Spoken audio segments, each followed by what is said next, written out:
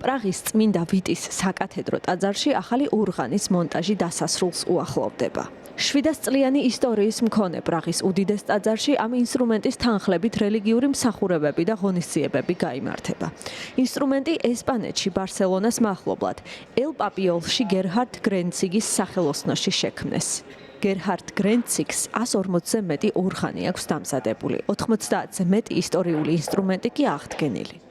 ინსტრუმენტი დაახლოებით 6000 მილისგან შედგება, რომლებიც გერჰარდ გრენციგის ორღანის სახელოსნოში დამზადდა. შემდეგ ეს მილები აქ ჩამოჰქონათ და ამონტაჟებდნენ.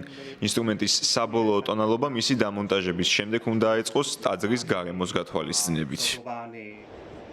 პრაღის წმინდა ვიტის საკათედრო ტაძარი, რომელიც პრაღის ციხესიმაგრის ტერიტორიაზე მდებარეობს, ჩეხეთის სახელმწიფოებრიობასთან არის გადაჭაჭული.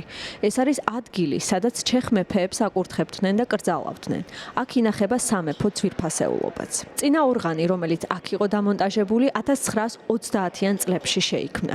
თუმცა ის ამ მონუმენტური სივრცისთვის ძალიან პატარა აღმოჩნდა. თანაც ხშირად ფუჭდებოდა. მეორე მსოფლიო ომისა და კომუნისტური მმართველობის დროს კი ორღანის შეკეთების ინტერესი არავის ჰქონდა. ახალი ორღანის აწყობის იდეა 2017 წელს გაჩნდა.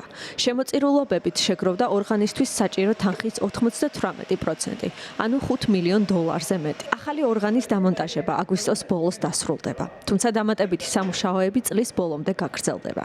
ამიტომ ოფიციალური პირების განცხადებით, ახალი ორღანი ტაძარში წმინდა ვიტუსის დღეს, მომავალი წლის 15 ივნისს აღჟღერდება.